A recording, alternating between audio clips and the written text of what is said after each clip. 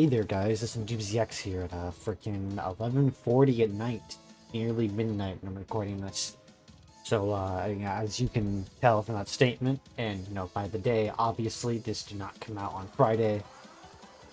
Apologies, got a little wrapped up in some other stuff I was doing, and then when I went to go record this, because I remembered, oh hey, I need to upload this. I was really tired, so I took a nap. And then I kind of forgot again. And then I fell asleep again. And then I woke up at like 11 o'clock. I'm like, oh I haven't recorded the video yet. So yeah, apologies about that. And obviously I'm going to keep a lower tone because, well, it's nearly midnight. And I can't record this in the morning because I don't know if the two children in my mom's room are going to be home. And I don't know if you've kept track of things lately, but, well, to be blunt, they're very loud. So it's kind of impossible to record when they're here for what feels like every damn day. Ugh. And my allergies are killing me too. Isn't that great? Anyway, let's make this intro shorter, right? With this long ass intro, I'm pretty sure I can hit that 10-minute mark. Hey everyone, I'm SMDBZX. Welcome to part 3. I've decided that every part will be going from gym to gym, except not really. This is wrong. This is a false statement. I'll get to that why in a minute. Other thing I want to mention, sorry, my brain just kind of shut down there, is that unlike in the last series, I'm not keeping track of levels at all. I'm just kind of going with the flow. I'm going with narrative more than like levels. Because if I go back and think about the last series, there's a lot of Pokemon that I had no reason to use because, they were so low level. Plus, why would Ash use them? Am I right? So, apologies if you heard that. I opened up my Sprite.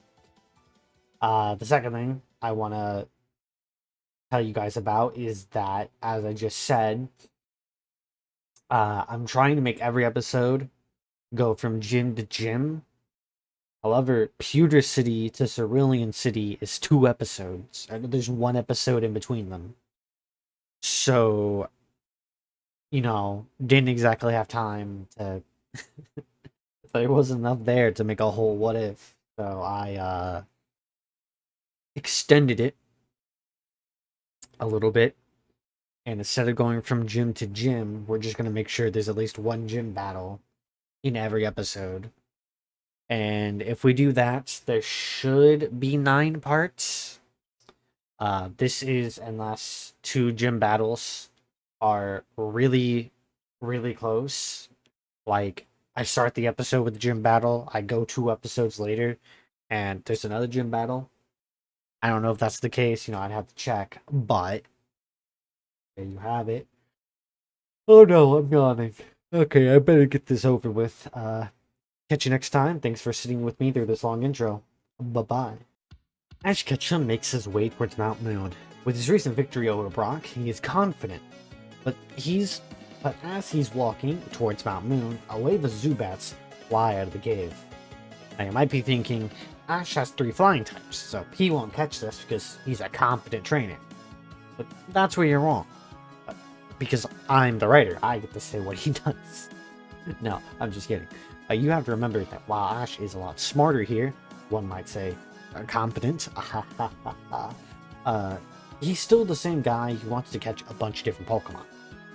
Like, just no matter what. You also have to remember that in the anime, having more Pokemon makes you considered a more skilled trainer. At least early on in the series. Later on in Nova, they made it to where having more Pokemon switched out in your party was a bad thing, but we aren't there yet, are we? Plus, Ash can have his Pokemon train at Oak's lab. Another thing that he seems to have forgotten, but, whatever. Ash attempts to catch a Zubat, but is cut off by Seymour. Ash is rather angry at this, but shrugs it off. Whatever. From here, the episode goes pretty much the same as usual. It'd be more difficult since Ash is alone and does not have Misty or Brock with him, but it would end up the same nonetheless. The reason Brock is not with him, in case you don't remember, is Ash never needed the help of Brock's deadbeat dad. So, yeah, Brock stays home, taking care of his siblings for the rest of his life. Poor guy's never gonna get his Mega Steel looks. As we start talking about episode 7, I want to quickly again just apologize if you hear my nose, because again, my sinuses are kicking up. Anyway, Ash would then arrive at Cerulean City, where he is looking to take on the Cerulean City Gym. Unlike in canon, Misty had her bike, so you might think that she would be at the gym. However, you would again be incorrect. That's twice 2 episodes in a row. Shame on you, by the way. For you see, Misty does not want to go back to Cerulean. If she heard they were giving out badges, she probably would. But in this case, she does not. This means Ash was given a badge instead.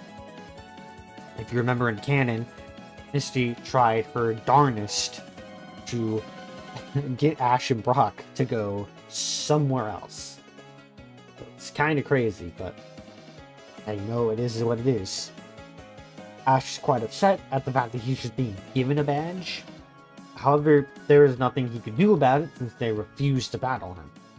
And thus Ash left Cerulean City without a gym battle. That also means that the gym gets robbed by Team Rocket, which would get them off Ash's back since they have to go get the Pokemon to the boss. So Ash is given a gym badge for free. However, he trades it for not having to deal with Team Rocket ever again. Some would consider this a win-win situation. After Ash Ketchum fails to get his badge fairly, he goes on to get a series of wins. 10 if I remember correctly. On the way, Ash beats 10 different Pokemon trainers. So there you go, I just read it out loud. And Ponyta learns Flame Charge, Starly Double Team, and Heracross Endure. As Ash is beating trainers, he is taunted by one of the trainers about AJ. And of course, Ash was not going to take this lying down. So he strolls up to AJ's fake gym and challenges him too. AJ sends out his Sandshrew, and Ash sends out Butterfree. Just like in canon, he loses. However, unlike in canon, Team Rocket is not here. So Ash learns some training techniques, but disagrees with them. However, if he gets desperate, you never know. Maybe in the future we'll see a bit of a different Ash Ketchum. We'll just have to see, won't we? We skip episode 9 and go on to episode 10. Now, it's very questionable if this episode does happen. However, Brock is a very reliable guy. If he trusts Ash with directions, that must mean that Ash had to be very convincing and confident. So, since all of you want this episode to happen in the series, I'm just gonna do it anyways. Ash, while going through the forest and taking a, quote, shortcut, would find an Oddish out on a field near a pond. Ash would send out his Ponyta and challenge the Pokemon so he can capture. He has yet to capture a grass type after all. Ash damages the Oddish, but before he can catch the Oddish, Bulbasaur appears and defends it. Ash would be overjoyed at the fact there is a Bulbasaur, completely forgetting about the Oddish, and changing his Ponyta's focus to Bulbasaur. Bulbasaur was definitely stronger than the Oddish, but Ash ended up catching the Bulbasaur since Ponyta not only had a speed boost from Flame Charge, but, well, super effective stab damage. What's Bulbasaur gonna do? Ash would later run into the caretaker of the village, who I cannot remember the name of at this moment, of writing the script, and Ash would feel bad. However, even though Ash tries to give Bulbasaur back to the woman explains that he's been here for far too long, and that Ash doesn't seem like a bad guy. So, Ash leaves with Bulbasaur in hand. Of course, him and Bulbasaur would need to work on their relationship a little bit. It's not as wanted as in canon, but again, you know, I think in the end it'll work out. Bulbasaur's a pretty cool guy after all. Oh boy, we're on the Charmander episode, and honestly, probably the most anticipated episode yet of this series. some of you were sitting there shaking your boots going,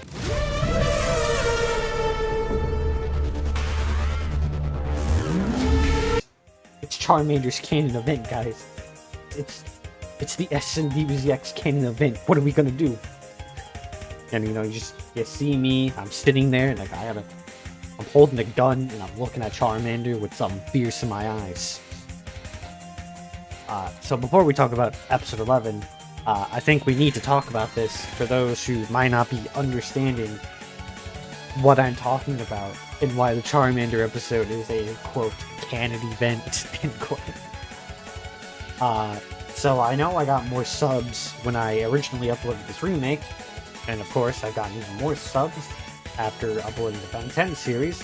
By the way, thank you for 1,000 subscribers. Let's get it. Next year, I'm hoping for 2,000. That might be a small goal, but you know what? I'll take what I can get, okay? I'm an easy guy to please.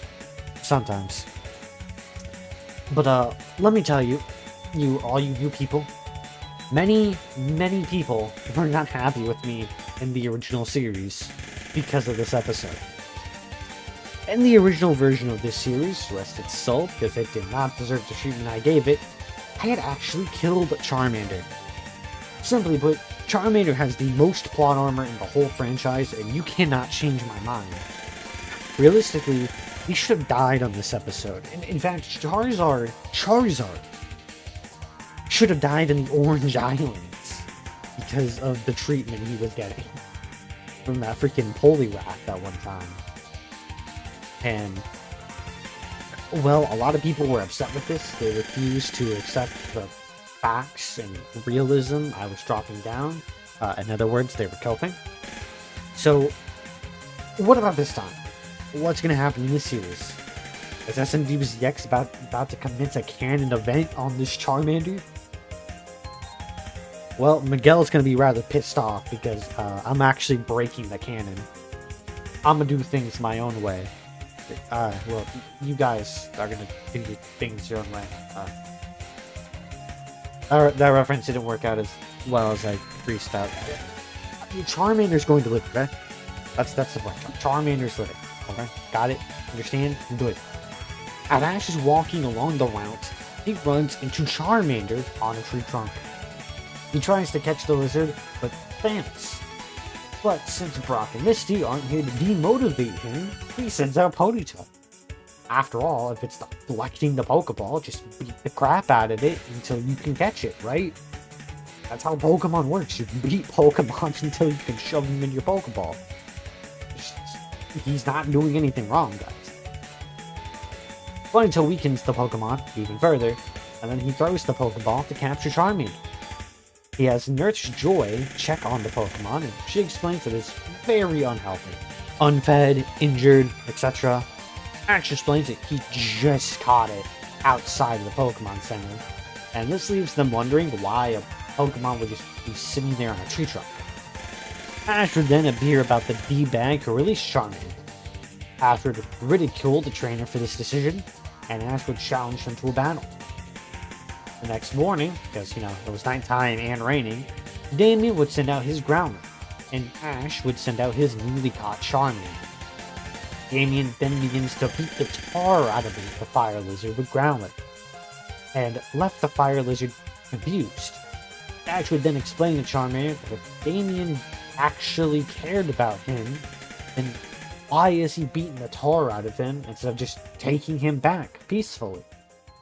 Charmander comes to understand that Damien does not care about him at all, and proceeds to effortlessly defeat the doggo Pokemon.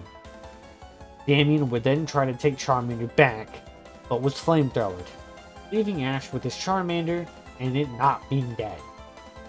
Everyone wins, guys. Next, we move on to episode 12. As Ash is traveling through the road, Squirtle Squad would engage Ash Ketchum. Of course, he'd be cut off by Officer Jenny, and then they all skedaddle because it's the police. Afterwards, he goes to relax by a lake, but he would be interrupted by the Squirtles. This time, though, he is ready. He proceeds to catch all of the Squirtle by jumping them. You see, they wouldn't just allow one of their own to get captured. So they tried to jump Bulbasaur, but then Ash said, nah, they about to jump. And so he sent out his squad. Now, Ponyta and Charmander are at a weakness, but they can double team one of the Squirtle. It'll be fine. The Squirtle didn't stand a chance. If they just would have skedaddled, everything would have been fine. But no, they decided to jump. And Ash was like, I ain't about that life. I really need to stop going off script. It's not good for my videos, probably. Would be at this time Ash realizes the potency of his party. I'm not editing that out because I don't feel like it's 30 minutes till midnight. I recorded all this in one go, by the way. Are you impressed with me yet? There are 2 fire types, 2 bug types, and 2 flying types on his team. One of his Pokemon being 2 of those categories.